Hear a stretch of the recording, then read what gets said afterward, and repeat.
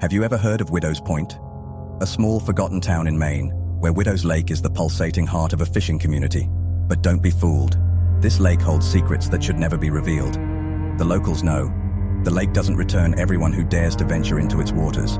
And, as bizarre as it may sound, the victims disappear without a trace, except for one unsettling truth that no one dares to mention. Widow's Lake takes more than it gives.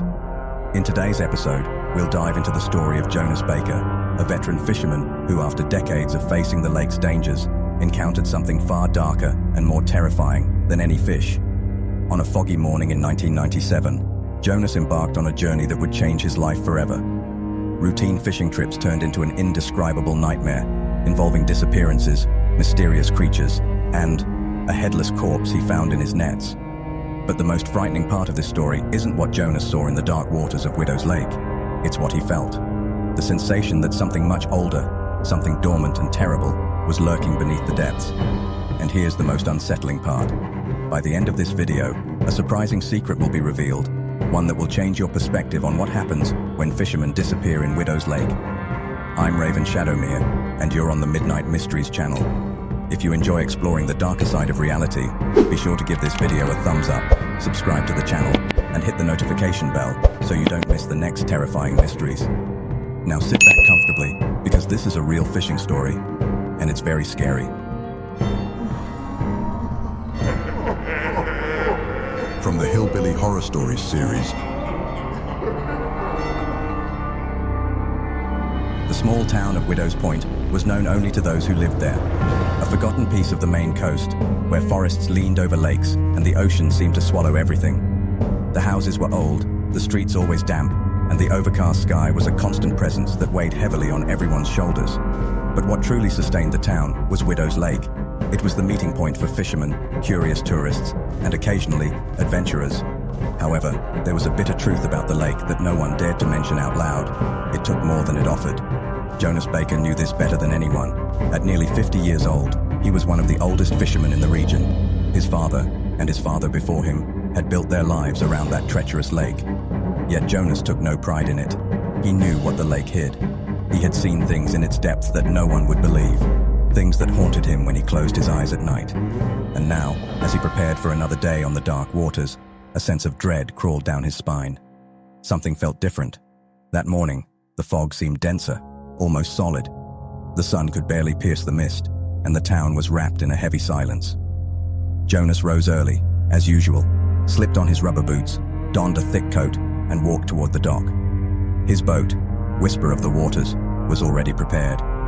The sails, stained from years of use, swayed gently while the old hull creaked as if protesting what was to come. At the dock, the few fishermen daring to venture onto the lake that day were gathered, speaking in hushed tones. They were robust men, hardened by life on the sea and lake, but there was something in their eyes, a restlessness, perhaps a fear disguised as fatigue. They avoided each other's gaze, as if afraid of what they might see reflected back. Jonas knew the reason. It had been a week since a tourist had vanished in the lake. He, like many before him, had climbed into his fishing boat, laughed at the stories the locals told, and disappeared without a trace. The boat was found 2 days later, floating empty, but there was no sign of the man. It was not the first time this had happened, and Jonas knew it wouldn't be the last. "Baker!" shouted one of the fishermen, breaking the oppressive silence. It was Hank, a big, rugged man who had known Jonas since childhood. "Are you going to risk it today? They say the lake feels different." Jonas looked at his friend, noticing the dark look in his eyes. Hank had never believed the stories. He always scoffed at the others, saying the lake was just that, a lake. But now, even he seemed to waver. "It's always different, Hank, but work doesn't wait," Jonas replied, pulling the boat closer to the dock. Hank shrugged, but Jonas noticed he didn't head for his own boat. Perhaps, for the first time in many years, Hank had decided not to take the risk. With one last sigh, Jonas climbed aboard. The sound of the waves against the hull seemed louder than usual, echoing in the lake's heavy silence. As the whisper of the waters drifted away from the dock, the fog swallowed the horizon, and soon Widow's Point became a distant shadow. The silence there was almost deafening. Only the sound of the water moving, the wind rustling the sails, and the occasional creak of the boat broke the stillness. Jonas was used to this, but that morning, it felt different. The lake was too quiet. No seagulls, no sound of fish breaking the surface. just an oppressive stillness, as if the lake was waiting. He cast his lines and settled in, trying to shake off the growing discomfort he felt. Loneliness had never bothered him before, but now he felt as if he were being watched.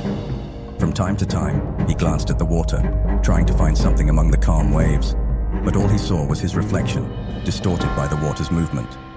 Hours passed without a single bite on his lines. Jonas, already impatient, pulled one of the lines when something strange happened. He felt a violent tug, so strong it nearly knocked him over. His heart raced. Finally, some big fish had bitten the hook. But as he tried to pull it in, he realized something was wrong. What was on the line wasn't a fish. The resistance felt unusual. The line seemed heavy, but there was none of the typical struggle of a fish fighting. It felt something dead or inert. Jonas began to reel in the line slowly, the fear rising in his chest. When the creature finally emerged from the water, he held his breath. It was a diving mask, covered in algae and slime. But what truly froze him was the human face still trapped inside it. It wasn't a body, just the mask and the head, as if it had been torn away. The skin was white as the mist surrounding him, and the eyes, or what remained of them, were empty, lost in a silent agony. Jonas recoiled, his hand trembling as he released the line, and the mask sank back into the depths. The sound of the water swallowing the object was almost a whisper, as if the lake were feeding. He stood there, frozen, his heart pounding violently in his chest. Something was terribly wrong with that place. He knew the stories, but this was different, more real, closer. Before he could compose himself, another sound made him turn sharply. Something was moving in the water around the boat, breaking the surface, creating waves that made the boat sway. Jonas tried to identify what it was, but the dense fog obscured everything. He could only hear the sound, growing louder, coming closer. Something big, something ancient, something that should never have been awakened. Then, through the fog, a silhouette emerged from the water. Jonas was paralyzed. The boat rocked gently, but the water around it rippled as if something enormous was moving beneath the surface. The sound of the waves grew in a disconcerting rhythm, and the shadows in the fog took shapes that toyed with his sanity. His fingers trembled as he gripped the boat's tiller, the knuckles turning white from the pressure. The silhouette in the fog seemed to grow, taking form, yet it was indescribable, an entity that the mind struggled to process. He blinked hard, trying to shake off the vision, or perhaps the nightmare. His breathing became shallow. The air felt heavy, as if the lake itself was sucking every drop of oxygen away. But it was no nightmare. It was there, moving through the mist like a predator studying its prey. And then, a voice. Not a voice that came from outside, but from within. "You've seen too much, Jonas." The fisherman tried to retreat, but his mind clung to that phrase like a hook caught in flesh.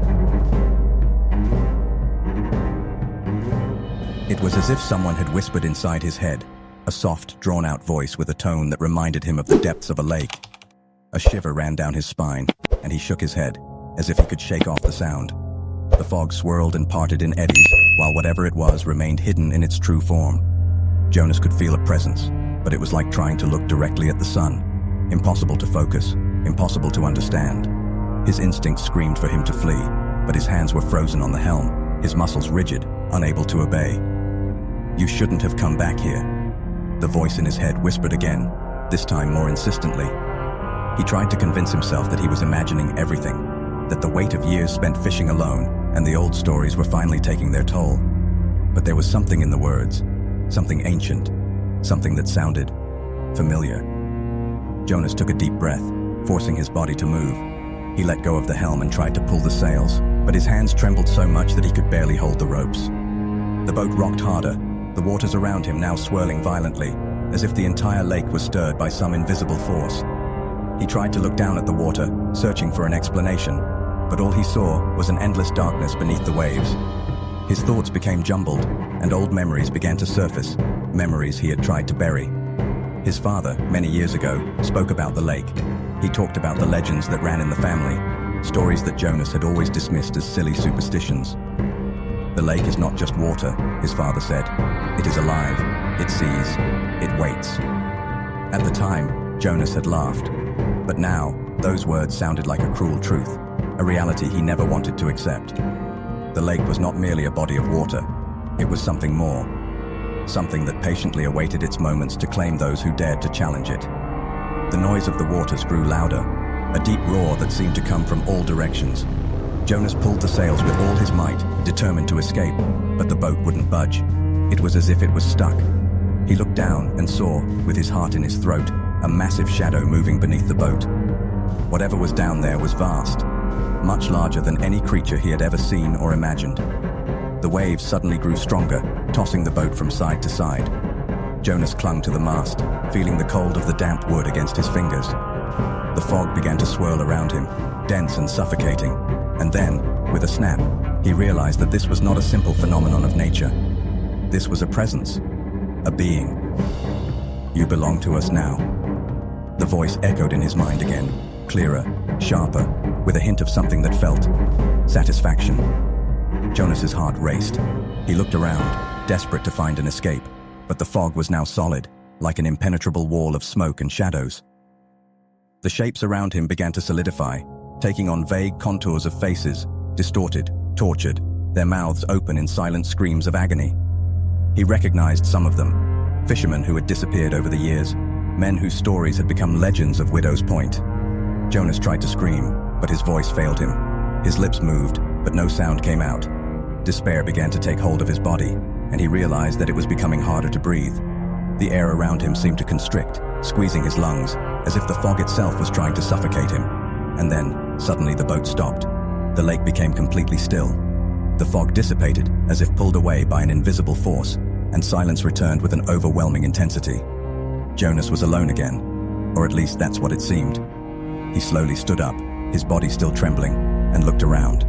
There was no sign of whatever had been there before. Just the calm lake, the gray sky, and the empty horizon. He tried to convince himself that it had all been an illusion. Maybe he was exhausted. Maybe the fog had played tricks on his mind. He wanted to believe that, needed to believe. But the shadows he had seen, the voices he had heard, still echoed in his head. Jonas turned toward the horizon, ready to head back to shore, when something paralyzed him again. Something was caught at the edge of the boat, half submerged in the water. It was a hand. The skin was pale, the fingers long and thin, and the nail dirty with algae and mud. He froze for a second, unable to process what he was seeing. But then, the hand moved. Slowly, with contained agony, it gripped the edge of the boat and began to rise. First the arm, then the shoulder, and then, emerging from the depths of the lake, a face Jonas recognized. It was the missing tourist, or at least, something that looked like him. But there was something terribly wrong. His eyes were empty, lifeless, and his skin was cold and wrinkled, as if he had been submerged for days, perhaps weeks. But what truly terrified Jonas was the smile, an unnaturally wide smile that stretched from ear to ear, as if death itself was mocking him. Jonas took a step back, slipping on the wet deck, and fell. His eyes widened in horror as the creature continued to rise, bringing with it a putrid smell of decay and brine. The smile did not fade. "You belong to the lake, Jonas," said the creature, with a voice that seemed to come from the depths of the water, "just like me." And then, with an unnatural speed, the creature lunged. Jonas didn't even have time to scream. The creature lunged with a speed that should not have been possible for something emerging from the depths, its bony, thin fingers closing around his ankle with a force that made him scream in pain. The monstrous smile remained on its distorted face, a look of pure scorn that seemed to mock human fragility. Jonas tried to break free, kicking desperately with his free leg, but the creature was relentless. Its touch was icy, as if winter itself was trapped in its rotting flesh. Panic seized Jonas. He pulled his body backward, his hands gripping the wooden deck of the boat, scraping the planks with all his might, as the creature tried to drag him back into the lake. The sound of Jonas's nails scraping against the wood echoed in the heavy air, a sound that mingled with the distant roar of the waves that were rising again. The lake, which had been strangely calm for a brief moment, now seemed anxious, as if it were alive and hungry, ready to swallow another victim. The water around the boat began to churn more violently, and Jonas realized that this was not a natural phenomenon. Other figures, similar to the creature that had grabbed him, were emerging from the depths, their deformed and waterlogged bodies slowly surfacing from the dark waters. Familiar faces Jonas knew well, all of them having vanished in the lake over the years. Veteran fishermen, tourists, men who once laughed at the legends of Widow's Point, now transformed into shadows of what they used to be. "We all belong to the lake, Jonas," they whispered in unison, their voices echoing like the wind rustling through the dry branches of dead trees. The terror within Jonas grew with each passing second. He could see clearly now that what held him was no longer human. The wide smile, the vacant gaze, the putrid stench of decay, all of it indicated that these things should no longer exist in the realm of the living. And yet, there they were, creatures that the lake had claimed for itself and transformed into something far worse than death. The icy water began to invade the boat as the creatures one by one boarded, surrounding Jonas. Their fingers glided over the damp wood, cold and inhuman, while the air around him seemed to grow increasingly thin. He was trapped, cornered in the small space of the boat, with the dark waters pulsing just below. No one leaves here, Jonas. You knew what the lake was. You always did. You denied it, but it never forgets. The voices, now multiple, were soft and chill, a macabre chorus of condemnation. Jonas tried to push them away, kicking and flailing his arms, but it was futile. Each time he freed himself from one cold hand, two more emerged, dragging him closer to the edge of the boat. In his desperation, Jonas felt an immense force lift him, and in a brutal single motion, he was hurled into the lake. The impact with the cold water was like a jolt of reality, a freezing bath that pulled him back into the deepest terror. He sank rapidly, the weight of the darkness around him crushing every thought of escape. His heavy clothes soaked through, dragging him down as he struggled to keep afloat. Below him, the lake's darkness seemed to extend infinitely. He knew that the bottom of Widow's Lake had never been fully mapped. It was too deep, too ancient, filled with secrets that no one should ever know. And now, he was descending into the heart of this abyss. However, something caught his attention as he sank. In that dark expanse, there was a faint glow, distant, a pale light that seemed to pulse beneath the waters. Jonas swam toward it with no other option. Perhaps it was his last hope, or perhaps the final horror, but he was already beyond reason. All that mattered now was survival, or at least understanding what was happening. As he approached the light, he realized it was not natural. It was a vaguely human form, something floating in the depths of the lake. His eyes widened as he understood what he was seeing. It was himself, or something similar, a distorted version of himself, as if the lake were trying to reflect his very essence back to him. The figure was motionless, with empty eyes, but the familiar smile, that wide, deformed smile that all the creatures had, was there. Jonas tried to scream, but water filled his throat, suffocating the sound. He thrashed about, but the more he struggled, the greater the sensation grew that he was trapped in that grotesque image, that distorted reflection of himself. Suddenly, the figure opened its mouth, and from within came a guttural, ancient voice that Jonas did not want to understand. The lake keeps secrets that should never be revealed. You are just another. The pressure around Jonas intensified. He was sinking rapidly now, the weight of the water crushing him, each second bringing him closer to death or something far worse. But before he could succumb, something yanked him back to the surface. A violent force dragged him out of the darkness. He emerged, gasping, his lungs burning for the missing air. The sky above was as grey as before, the fog still thick, but he was back in the boat, as if nothing had happened. The creatures had vanished. The lake was calm, but the terror still pulsed in his chest. Jonas did not know if he had dreamed, if it had all been a hallucination caused by fatigue, or if he had truly been dragged into an abyss that should not exist. But the water dripping from his clothes and the chill that permeated his skin were real. And then he saw it. Carved into the wooden deck of the boat, like a mark made by claws, was a word, a single word that would make him question everything he knew. Return. The lake had not finished with him. Jonas could not tear his eyes away from the word etched into the deck. The simple act of reading it made his stomach churn, and a deep cold coursed down his spine. Return. The word seemed to vibrate in the heavy air around him, as if the lake were whispering its command directly into his mind. He tried to push the thoughts away, to convince himself it was just a coincidence. Perhaps some drunken fisherman had left the mark before. But deep within him, he knew the truth. The lake wanted something from him. It always had. He stood there for a moment, his fingers tracing the letters chiseled into the wood. The warmth of his skin contrasted with the coldness of the damp wood. Something had changed in that moment. Jonas felt he was no longer the same. It was as if a part of his soul had been torn away in the depths, and all that remained now was a resonant emptiness. The lake had marked him, and in some perverse way, he knew that this was not the end. Trying to compose himself, Jonas scanned the horizon, searching for the dock. It was nearly impossible to see beyond the dense fog, but the gentle breeze that moved the boat slowly indicated he was still on his way back. His hands trembled as he grasped the helm, his soaked body now a dead weight pulling him down. The return was strange, too silent. No sound of birds or the wind whistling through the sails, just the sound of calm waves lapping against the hull of the boat. The lake seemed to have settled, but Jonas knew that this calm was deceptive. It was as if the lake were waiting for the next move. Every second felt like a careful step in a minefield, and he was fully aware that at any moment, the surface could churn again, and the shadows could emerge to drag him back into the depths. As he approached the harbor, the fog began to dissipate slightly, revealing the familiar shapes of Widow's Point's houses in the distance. For a brief moment, Jonas felt relieved. He was returning to solid ground, to normalcy, to the comfort of the little town that suddenly seemed so safe. But even as he thought this, he knew he was lying to himself. Widow's Point was not safe. It never had been. The town was poisoned by the lake, cursed by its presence, and he was now at the heart of that curse.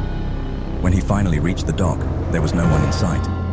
The morning silence now felt sinister, as if the town was watching him from a distance, waiting to see what would happen next.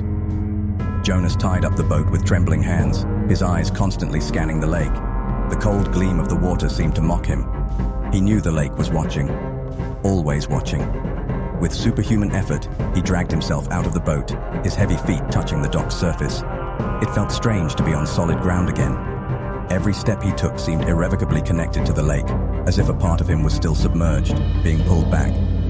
He looked around, searching for any sign of life, but Widow's Point was strangely deserted. Perhaps it was the beginning of the afternoon. Maybe everyone was hiding from the fog. Or perhaps they knew. The faces of the older fishermen came to mind. Men who had survived the lake for years, but whose eyes always carried a weight, an unspoken fear. Jonas had never understood them until now. The stories they told were not just sailors' fables. They were warnings. Warnings he, like all the other fools, had ignored. And now, he was caught in the same web as them. As Jonas walked through the empty streets toward his home, the word return echoed in his mind like a mantra. The lake was calling him. He knew that no matter how hard he tried to escape, that entity, that living abyss, would not let him rest. He could feel something in his body, as if the waters themselves had left an invisible mark on him. A stain that connected him to that curse forever. Finally, he arrived at his house. The old wooden cabin seemed untouched by time, but to Jonas, it now represented a temporary refuge, a fragile shelter against something much larger than himself. Upon entering, he locked the door behind him, but he knew that locking doors would make no difference. The lake didn't need doors to find him. He collapsed into the wooden chair in the kitchen, his hands covering his face as he tried to calm his racing mind. But the events of that day spun around in his head like an endless nightmare. He had seen something impossible, something no one would believe. And worse, he knew the lake wanted him back. That simple word etched in the boat was a death sentence. Jonas grabbed a bottle of whiskey from the cupboard, his hands still shaking as he poured a generous glass. He drank in large gulps, hoping the alcohol would silence his thoughts, erase the voices, and make him forget.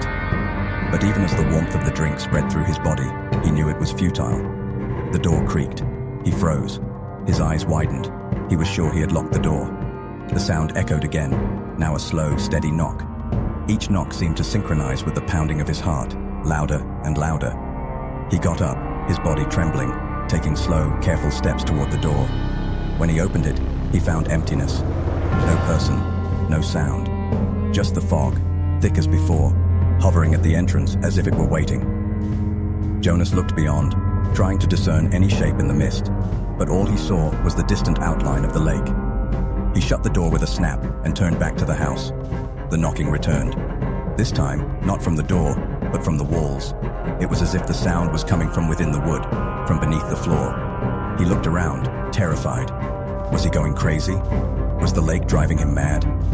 The noise grew louder, echoing in his head. And then, suddenly, everything stopped. Absolute silence. It was at that moment Jonas knew, without a doubt, that the lake would never let him rest. It was a living entity, hungry, and he, like so many before him, had been marked. Now, it was up to him to decide how long he would continue to fight against the inevitable. He sat down again, his heart pounding in his chest, and stared at the empty glass. There was no more escape, there was no more hope, and out there, in the fog, the lake waited, patient, always lurking. Jonas Baker was never found. Like so many before him, Widow's Lake claimed him as its own. The boat, Whisper of the Waters, was discovered drifting, empty, shrouded in the same silence that has accompanied the disappearances in that place for decades. For the few who still live in Widow's Point, Jonas's story has become just another among many, told in whispers, never aloud, as if they feared attracting the same fate. But what truly terrifies isn't death or the disappearance itself. It's what remains behind. The marks, the whispers, the lake, always waiting for its next victim. Widow's Lake is not just a natural trap. It is a force that transcends understanding, a patient predator that, over the years, has developed an insatiable hunger. And this hunger never ceases. Jonas knew this, and now you know it too. The lingering question is, what else lies beneath those dark waters? What other secrets does Widow's Lake still hide, waiting for the right moment to emerge? Are these legends merely the beginning of something much larger, something that transcends time and reality? Leave your thoughts in the comments about what you think really happened to Jonas. Was it a curse? Something supernatural? Or perhaps the lake is more than just water. Maybe it possesses a consciousness. What would you do if you found yourself in the same situation, alone, surrounded by a fog that seems eager to swallow you whole? And of course, if you know other stories of fishermen who face the inexplicable, share them with us. Who knows? Widow's Lake may not be the only place where waters hold such deep or dangerous secrets. If you made it this far, it's clear that Widow's Lake has touched something within you as well. Stories like Jonas Baker's make us question how much we really know about the world around us. And for those brave enough to continue exploring these dark mysteries, the Midnight Mysteries channel will always be here to guide you on this journey. Don't forget to subscribe to the channel and activate the notification bell so you won't miss any of the upcoming episodes. Your support not only helps us keep bringing terrifying stories, but also ensures that you won't be the next to disappear into the depths. Who knows? Leave a like if you enjoyed this fishing horror story, and of course share this video with your friends. Perhaps by doing so, you'll protect them from the lake, or draw them into its depths. After all, Widow's Lake never stops searching for its next victims, and who knows what else it's willing to reveal. Thank you for being part of this community of shadow explorers. You are proof that even in the face of fear, curiosity always prevails.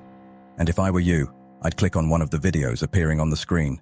You won't want to miss the next mystery. Until the next dive into the depths of the night. Sleep well, if you can.